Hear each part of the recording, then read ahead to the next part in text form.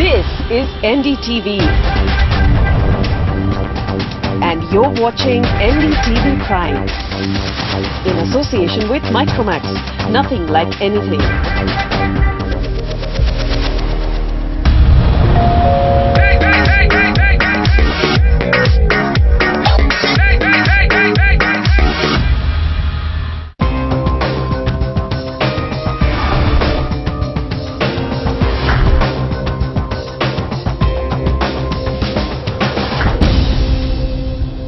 Property बाजार में निवेश की सटीक सलाह के साथ पेश है आपका पसंदीदा शो प्रॉपर्टी इंडिया। हमारे रियल एस्टेट एक्सपर्ट्स के साथ जानिए कहां आपके बजट में मिल रही है सही प्रॉपर्टी और कहां पर निवेश आपका पैसा कर देगा दुगना। आपके सवालों के जवाबों और रियल एस्टेट की हर बड़ी खबर के साथ मौजूद हैं हम। नमस्कार, मैं हूं अंजलि इस्टवाल। अगर आप प्रॉपर्टी पर और ज्यादा जानकारी चाहते हैं तो आप हमारी वेबसाइट ndtv.com/property पर जाना न भूलिएगा। तो चलिए सबसे पहले एक नजर डाल लेते हैं कि आज क्या क्या है खास। त्योहारों में घरों को खरीदने के लुभावने ऑफर्स के साथ आ रही हैं नई नवेली योजनाएं। ऐसी योजनाओं के तहत घर खरीदने पर क्या सही में मिलता है फायदा? रिहाइश निवेश के लिए शहर के कौन से इलाके हैं सबसे बेहतर? पाइए अपने सवालों के जवाब। और पैसे की तंगी से जूझ रहे प्रॉपर्टी बाजार में आने लगा है प्राइवेट इक्विटी का पैसा।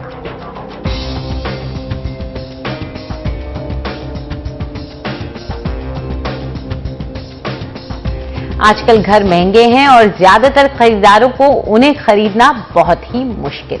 ऐसे में बिल्डर नई नई स्कीम्स लेकर खरीदारों को लुभाने की हर मुमकिन कोशिश कर रहे हैं। त्योहारों के समय इस तरह के ऑफर्स की बाढ़ आ जाती है, लेकिन सवाल यह है कि खरीदारों को क्या कुछ फायदा भी होता है या नहीं। इससे पहले 2080 जैसी स्कीमों पर रिजर्व बैंक पाबंदी लगा चुका है, लेकिन नए नियमों का तोड़ भी बिल्डर खूब निकाल ही लेते हैं। ऐसे में घर खरीदने वालों को ऐसे होम लोन्स को एक अच्छा मौका मानना चाहिए या होशियार रहना चाहिए? तो क्या करना चाहिए खरीदारों को? इस पर ज्यादा चर्चा करने के लिए हमारे साथ मौजूद है सुकन्या कुमार, जो कि फाउंडर एंड डायरेक्टर हैं retaillending.com की, और परेश कारिया, जो कि डायरेक्टर हैं इजी टू ओन एस्टेट के। आप दोनों का शुक्रिया हमारे साथ स्टूडियो में जुड़ने के लिए। तो सुकन्या, आपसे शुरुआत करते हैं। आपको क्या लगता है कि स्कीम्स जो आती हैं और अब तो बहुत ही ज्यादा जिसे कहें लुभावनी होती जा रही है, 10% अभी दीजिए, बाद में पोजेशन सारा जब हो जाएगा तब इंटरेस्ट डेवलपर दे देगा, ये सब सुनने में बहुत अच्छा लगता है, लेकिन क्या वाकई में ये बहुत अच्छी स्कीम्स हैं या इनके अपने कुछ न कुछ कोई ना कोई एक हुक होता है जिसके लिए लोगों को तैयार रहना चाहिए? सारे शहर में मोटा मोटी प्रॉपर्टी का दाम काफी महंगा हो गया है। शहर लाइक मुंबई, दिल्ली तो आसमान चूम रहा है।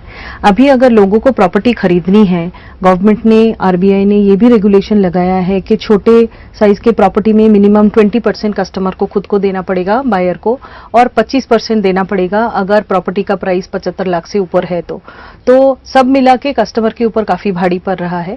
तो बैंक इसमें थोड़ा सा स्कीम बना रहे हैं। वो बोल रहे हैं कि आप पूरा पैसा अपफ्रंट नहीं देके बाद में भी थोड़ा दे सकते हैं। इसमें जो बोरोवर होता है, जो बायर होता है, उनके लिए थोड़ा सुविधा हो जाती है। और इसमें से बिल्डर ने भी अपना स्कीम उसमें डाला हुआ है कि अगर हमारा अंडर कंस्ट्रक्शन प्रॉपर्टी आप खरीद रहे हैं, जब तक घर तैयार ना हो, अगर आप रेंट दे रहे हैं तो तब तक हम इसका ब्याज खुद भरेंगे। इसमें भी कस्टमर्स को बहुत अच्छा लग रहा है। ये अभी फिलहाल का सिचुएशन है जिसमें lot of people are getting interested. Paresh, आपसे जानना चाहेंगे, आपको क्या लगता है कि सुनने में ये जो सारी स्कीम्स हैं अच्छी लगती हैं, लेकिन क्या अगर मैं बिल्डर हूं और मैं इस तरह की स्कीम्स दे रहा हूं, ऑप्शंस दे रहा हूं, तो क्यों नहीं मैं कहीं ना कहीं कोई अपनी प्राइसिंग में एडजस्ट कर लूं ताकि मुझे कोई नुकसान ना हो? आपको क्या लगता है, क्या ऐसा होता है या नहीं? वाकई में कस्टमर फायदा उठा सकता है? ये देखना पड़ेगा हमें, अंजलि। ये जैसे आपने कहा कि काफी बिल्डर्स है जो अपना प्राइस इंक्रीज कर देते हैं, वो ये instead of giving this discount, वो लोग इस तरह की स्कीम लॉन्च करते हैं। तो हमें ये देखना होगा, आइडेंटिफाई करना होगा कि मार्केट प्राइस क्या चल रहा है, उसके हिसाब से क्या प्राइस पे डेवलपर दे रहा है। अगर मार्केट प्राइस के ऊपर ये दे रहा है तो ये फायदेमंद है क्या नहीं बायर के लिए। अगर ये मार्केट प्राइस के साथ सेम प्राइस पे है लेकिन आपको EMI नहीं पे करनी है तो डेफिनेटली आपको ये फायदेमंद है। तो जरूरी है कि रिसर्च करें अच्छी तरह से और फिर अपनी स्कीम को चुनें। सुकन्या, आप क्या मानती हैं कि अगर ऐसी स्कीम में कोई पैसा लगाने जा रहा है, कोई उसको ऑप्ट कर रहा है, तो किस तरह की वो पहले सावधानियां बरत ले, किस तरह की रिसर्च कर ले, क्या पता कर ले अपने उस प्रोजेक्ट के बारे में या दूसरी स्कीम्स के बारे में या जिस तरह से मार्केट के बारे में बोल रहे हैं, तो क्या चीजों का ख्याल रखें? देखिए, खरीदार दो तरह के होते हैं मार्केट में। एक जो खुद खरीद रहे हैं रहने के लिए कि प्रॉपर्टी जब बन जाएगा तो हम जाके वहां खुद रहेंगे, दूसरे होते हैं इन्वेस्टर्स। इन दोनों का आउटलुक अलग होता है। जो खुद खरीदने वाले हैं उनके लिए सलाह यही होगा कि आप बिल्डर पहले जांच पड़ताल लें कि वो पहले जो प्रॉपर्टी बनाए हैं वो कैसे बनाए हैं, कितने दिन में उसका डिलीवरी हुआ है, क्योंकि उनको ये बात जरूर से ध्यान में रखना होगा कि कोई भी बिल्डर अगर कोई स्कीम दे रहा है वो एकदम ऐसे नहीं हो सकता है कि जब तक मैं प्रॉपर्टी ना बनाऊं तब तक देती रहूं। वैसा बहुत कम होता है, आप बोल सकते हैं 100 में से एक। वो शायद बोल रहे हैं कि मैं ये प्रॉपर्टी 3 साल में बनाने वाला हूं तो मैं 3 साल आपका प्री EMI यानी कि इंटरेस्ट आपका जो लोन है वो मैं भरने वाला हूं। अगर वो प्रॉपर्टी 3 साल से ज्यादा डिले हो जाती है तब क्या होने वाला है? या फिर अगर बिल्डर बोल रहे हैं कि मैं पोजीशन तक देने वाला हूं, ये पोजीशन क्या है इनको अच्छे से डिफाइन कर लेना चाहिए, क्योंकि हमारे हिसाब से पोजीशन होता है कि प्रॉपर्टी पूरा कंप्लीट हो गया, हम रहने लग गए तो वो पोजीशन हो गई। ऐसा भी हो सकता है कि वो जो फिट आउट के लिए हमें चाबी हैंडओवर कर दे उसको बिल्डर सोच रहे हैं कि पोजीशन है। तो इसके बीच में जो एक 6-8 महीने का अंतर होता है, इसमें ऐसा नहीं होना चाहिए कि मेरा होम लोन का प्री EMI ना मैं भर रहा हूं ना मेरा बिल्डर भर रहा है। RBI को इसी में एक ऑब्जेक्शन था, क्योंकि लोन अल्टीमेटली जो बायर है या बोरोवर है उनके नाम से ही है, तो उनका क्रेडिट हिस्ट्री खराब नहीं होना चाहिए due to non payment of whatsoever reason. तो ये चीज बिल्डर का जो क्रेडिबिलिटी है, हिस्ट्री है, ये अच्छे से देख लेना चाहिए। और जैसे अभी मिस्टर परेश बोले हैं कि बिल्डर क्या प्राइस में बेच रहा है, ऐसा तो नहीं है कि अगले 3 साल का इंटरेस्ट वो जोड़ के उसमें डाल के बेच रहे हैं, वो देखना है। अगर वो डाल के बेच रहे हैं तो एक्चुअली फायदा कुछ नहीं है, सिर्फ रिस्क है, और अगर उससे कम पैसे में मिल रहा है तो वो फायदेमंद है। तो मेरे ख्याल से इन्वेस्टर्स तो काफी इसमें रिसर्च करते हैं, बट जो खरीदार है, जो रहने वाले हैं, उनको थोड़ा इसके बारे में कॉशियस होना पड़ेगा। परेश, कहीं ना कहीं क्या ये खतरा भी होता है कि एक अच्छी स्कीम सुनने में, अच्छी स्कीम के लालच में लोग अपने आप को थोड़ा ओवर स्ट्रेच कर देते हैं और शायद जो उनके बस की बात नहीं होती है फाइनेंशियली, वहां पैसा लगाने में उनका मन कर जाए? अंजलि, ये आपने बिल्कुल सही पॉइंट उठाया कि इसमें लालच में लोग आके गलत स्टेप भी ले सकते हैं। जैसे कि अगर आपने देखा है यहाँ पे अगर ये स्कीम में 2 टाइप के लोग आते हैं, एक तो है एंड यूजर्स और एक इन्वेस्टर्स है। एंड यूजर्स को पास अगर कम से कम उसे 20% प्रॉपर्टी की वैल्यू अपफ्रंट देनी है, उसके पास वो पैसे अभी नहीं है, उसके पास सिर्फ 5% और 10% मनी ही है, तो ये रिस्क होता है कि अगले 2 साल या 3 साल में वो ये कैसे बैलेंस मनी जोड़ पाएंगे, स्पेशली कंसिडरिंग दैट उनका लोन लेते हैं तो उनका अगर EMI चालू हो जाता है तो वो कैसे वो पैसा जोड़ पाएंगे। और अगर वो नहीं कलेक्ट कर सकते हैं नेक्स्ट इंस्टॉलमेंट के लिए अमाउंट, बैलेंस 10% पोजीशन के टाइम देने के टाइम उनके पास अगर पैसा नहीं है तो ये रिस्क ऑफ डिफॉल्ट होती है। दूसरी चीज और बहुत ही इंपॉर्टेंट चीज हमें ध्यान में रखनी होगी कि ये स्कीम से अभी हम देख रहे हैं कि काफी इन्वेस्टर्स आ रहे हैं और ये स्पेकुलेटिव बढ़ रहा है। आप सिर्फ 5 लाख रुपया देके या 10 लाख रुपया देके प्रॉपर्टी बुक कर रहे हो, यू आर पेइंग ओनली 5% और 10%, और ये एक्सपेक्ट कर रहे हो कि प्रॉपर्टी के प्राइसेस बढ़ जाएंगे। मान लो 1 साल 2 साल के बाद जब आपको बैलेंस 10% या 15% जो भी लोन इंस्टॉलमेंट पे करना हो और तभी मार्केट करेक्ट होता है और प्राइसेस कम डाउन, जैसे हमने देखा है दुबई में ये हुआ है, लोगों ने सिर्फ 5% देके प्रॉपर्टी बुक की है और जब मार्केट करेक्ट हुआ देन पीपल स्टार्टेड डिफॉल्टिंग। तो पॉसिबिलिटी है कि किसी कारण हमारे मार्केट में भी इतना करेक्शन आ गया एंड पीपल स्टार्ट डिफॉल्टिंग। आपने सिर्फ 10% पे किया है और आपकी प्रॉपर्टी की वैल्यू 20% डाउन है, तो कोई इंसेंटिव नहीं होगा लोगों को वो प्रॉपर्टी खरीदने की और दे विल स्टार्ट डिफॉल्टिंग, और इसकी वजह से पूरा सिस्टम क्रैश हो सकता है।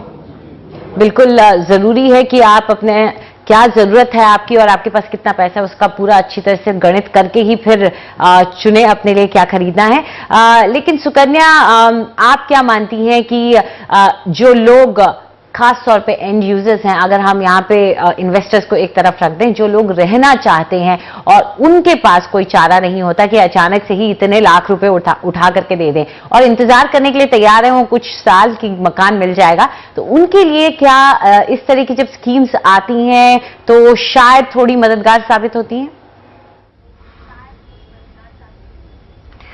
मेरे ख्याल से ये तो बिल्कुल साबित होती है।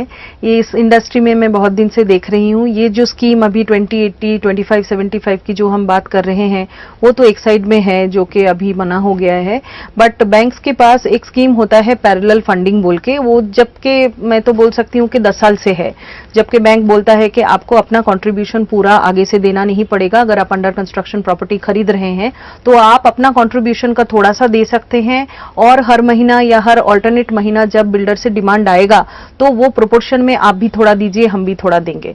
ऐसा स्कीम बहुत दिन से चलते आ रहे हैं और इसमें मैंने तो किसी को डिफॉल्ट करते हुए नहीं देखा, क्योंकि बायर को पहले से ये पता होता है कि उनको कब कितना पैसा देना है, क्योंकि ये बिल्डर जो पेमेंट शेड्यूल है वो आगे से बुकिंग से पहले से ही वो चार्ट बायर को हैंडओवर करते हैं।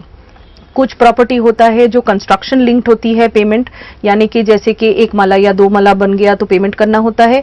कोई बिल्डर टाइम बाउंड भी कंस्ट्रक्शन लिंक्ड नहीं करके टाइम बाउंड भी करते हैं, जिसमें कि हर 2 महीने में या हर 3 महीने में पैसा देना होगा। तो जो खरीदार है उनको आपने जैसा बोला गणित करके खरीदना चाहिए कि मेरे पास अगर मुझे 25 लाख देना है और अभी मैं 10 लाख दे रहा हूं, उसका मतलब है मुझे 15 लाख देना पड़ेगा। बैंक्स के साथ बात करके उनको पहले ही समझ लेना चाहिए कि कब कितना पैसा उनको देना पड़ेगा, एक अंदाजा उनको पहले से ही होना चाहिए ताकि उनका डिफॉल्ट ना हो। एंड ओवरऑल सबको ये स्कीम अच्छी लगती है, जो लोग खरीद रहे हैं, बड़े लोग, पढ़े लिखे लोग खरीद रहे हैं। I know a lot of bankers who are taking this product, तो आई एम श्योर दैट उन्होंने कुछ तो बैकग्राउंड किया होगा तब जाके ये खरीद रहे हैं। चाहे कोई भी बोले कि ये स्कीम अच्छी है, अच्छी नहीं है, बट बायर्स में हमेशा ये फील होता है और इसकी बहुत डिमांड है। सब चाहते हैं कि ये स्कीम में हम प्रॉपर्टी खरीदें जिसमें हमारा अपफ्रंट कॉन्ट्रीब्यूशन कम हो। तो परेश, आपको क्या लगता है कि आरबीआई क्यों इस तरह की स्कीम्स को लेकर के थोड़ी सी डाउटफुल हो जाती है और शक की निगाह से देखती है? या देखिए, अगर हम देखते हैं तो ये एक आरबीआई का जो नॉर्म था कि आपको 20% या 25% जो भी है वो आपको अपफ्रंट लाना है और उसके बाद आप लोन ले सकते हैं। यहाँ पे ये रिस्क होता है, आप सिर्फ 10%, जैसे पैरेलल फंडिंग में आप 5% या 10% अपफ्रंट देते हैं और आप प्रॉपर्टी बुक कर लेते हैं। तो there is a possibility that अगर आप balance money at the time of payment, जब नेक्स्ट इंस्टॉलमेंट आपका ड्यू होता है, जोड़ नहीं पाए तो there is a risk of default. और जैसे मैंने पहले भी कहा कि there is a risk of speculation also. लोग 5% या 10% में प्रॉपर्टी में इन्वेस्ट करके दे थिंकिंग दैट प्रॉपर्टी का प्राइस अप्रिशिएट होगा तभी हम ये सिर्फ मार्जिन अभी इन्वेस्ट करके लेवरेज रिटर्न पा सकते हैं।